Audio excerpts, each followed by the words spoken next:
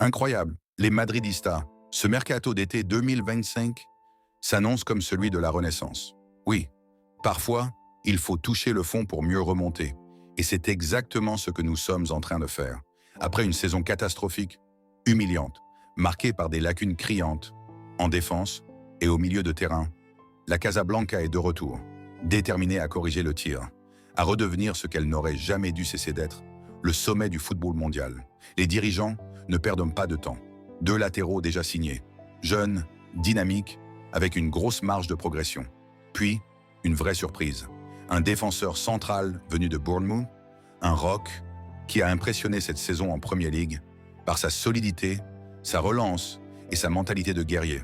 Le message est clair, on ne bricole plus, on construit une équipe pour dominer l'Europe à nouveau. Mais ce n'est que le début, le chantier le plus important. Reste le cœur du jeu, le milieu de terrain, ce secteur qui nous a tant pénalisé cette saison. On l'a vu, match après match, une incapacité à contrôler le tempo, à sortir proprement sous pression, à imposer notre style. Le Real Madrid, ce n'est pas juste de la verticalité, pas juste du talent individuel, c'est aussi, et surtout, une équipe qui dicte le rythme, qui asphyxie l'adversaire par l'intelligence de jeu. Et cette essence, on l'a perdue depuis le départ de Toni Kroos. C'est dans ce contexte que le staff madrilène, main dans la main avec Xabi Alonso, a décidé de passer à l'action. Un plan clair, cohérent. 4 noms sont désormais dans le viseur. 4 profils qui pourraient leur changer le visage du Real Madrid pour les prochaines années.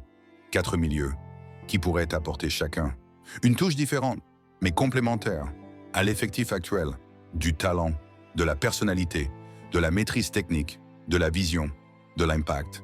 Car il faut le dire sans détour, Dani Ceballos n'a pas convaincu. Malgré les chances qu'il a eues, malgré son implication, il n'a pas su répondre aux attentes.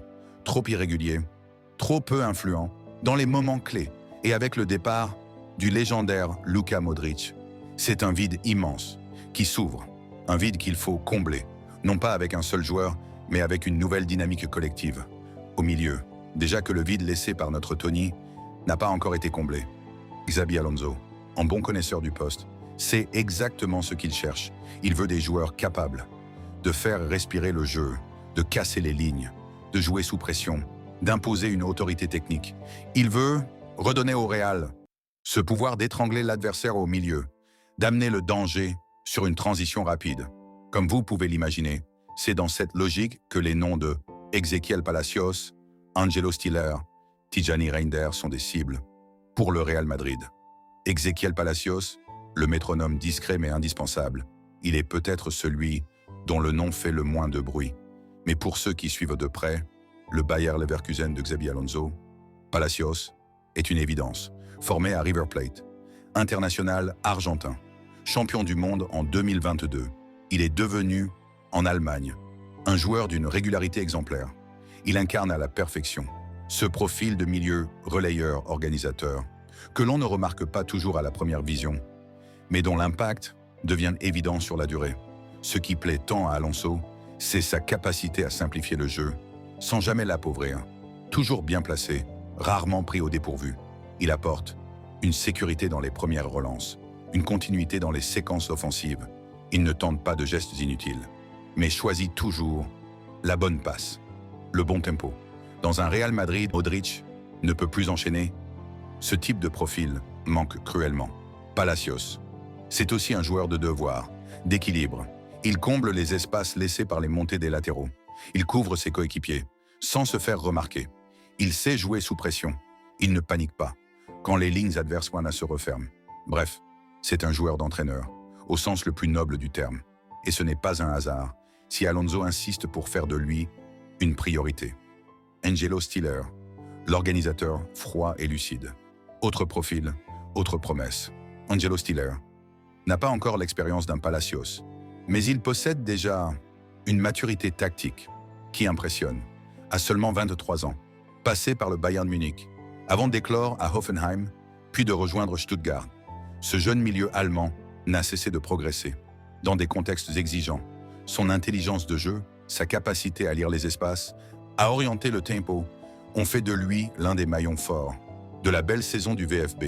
Stiller n'est pas un joueur de stade, Il ne va pas empiler les passes décisives, ni les frappes spectaculaires, mais il est celui qui prépare les actions, qui donne la première impulsion propre. Il aime toucher le ballon, multiplier les relais courts pour étirer les blocs adverses. Dans les matchs fermés, où chaque mètre gagné est un combat, il sait rester calme, et ce sang-froid, combiné à une vraie propreté technique, fait de lui un joueur parfaitement adapté au jeu de possession exigeant que souhaite mettre en place Alonso.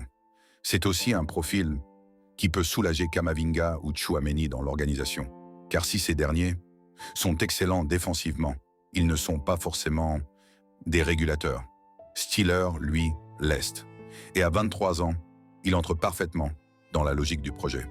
Un joueur jeune, intelligent, avec encore une marge de progression et une vraie volonté d'apprendre. Alonso le sait, il peut modeler ce genre de profil, l'intégrer progressivement, le faire monter en responsabilité et en faire, à terme, une pièce maîtresse d'un milieu renouvelé. Tijani Reinders, le moteur vertical. Le dernier nom de cette liste, c'est peut-être celui qui suscite le plus d'enthousiasme chez les observateurs. Tijani Reinders, arrivé au Milan AC en provenance de l'AZ Alkmaar, l'une des révélations de la saison en Serie A.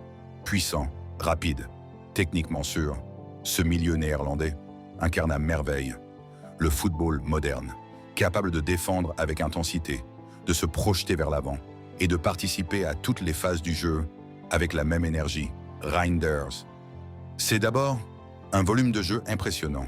Il court, il presse, il récupère, il relance, il attaque. Toujours dans le bon tempo, toujours en mouvement. Il aime porter le ballon, casser les lignes adverses par ses courses, mais aussi jouer juste, en une ou deux touches, quand il le faut. Ce n'est pas un joueur brut, c'est un joueur intelligent. Dans sa prise de risque, il peut être ce lien rapide entre la récupération et l'attaque. Et dans la Liga, face à des blocs regroupés, ce type de profil peut faire très mal. Reinders est aussi très discipliné tactiquement. Il ne délaisse jamais son rôle défensif. Il sait se replacer, faire les efforts. Un vrai joueur de collectif, capable de briller sans chercher à tout prix la lumière. Et c'est pour cela qu'il colle à la philosophie d'Alonso. 3 milieux, 3 logiques, un seul projet clair. Ce qui frappe, c'est la cohérence. On n'est pas dans la folie d'un mercato basé sur les noms ou sur les coups médiatiques. Chaque profil correspond à un besoin précis. Palacios, pour la discipline, la régularité, la rigueur tactique. Stiller, pour l'organisation, la sérénité, le contrôle. Reinders, pour l'impact, la projection, la dynamique. 3 joueurs différents, mais complémentaires. Xabi Alonso veut construire un milieu à son image, structuré, intelligent, capable de s'adapter à chaque adversaire. Ce n'est pas une révolution spectaculaire, c'est une évolution réfléchie. Rééquilibrer le cœur du jeu pour mieux accompagner les pépites offensives du club. Parce qu'un bon milieu, c'est celui qui rend les autres meilleurs. Dans les grands rendez-vous, les matchs se jouent souvent au milieu. Et si Madrid veut continuer à dominer l'Europe, il faudra un milieu capable de rivaliser avec les plus forts. Pas seulement techniquement, mais aussi mentalement et tactiquement. Le message est clair. Le Real Madrid ne veut pas seulement combler les départs de Modric ou Kroos, mais anticiper les défis à venir. Construire une base solide, durable. Palacio, Stiller, Reinders, aucun de ces noms n'est choisi au hasard. Ils incarnent tous un pan du projet d'Alonso. Et si les négociations avancent comme espéré, une arrivée pourrait être finalisée dans les 2 semaines. Une preuve supplémentaire que les choses s'accélèrent. Ce mercato ne sera pas défini par le bling-bling, mais par la pertinence. Et cela, c'est peut-être la meilleure des nouvelles, car c'est dans les choix intelligents que se construisent les grandes équipes. Et avec Alonso aux commandes, Madrid semble bien décidé à le prouver.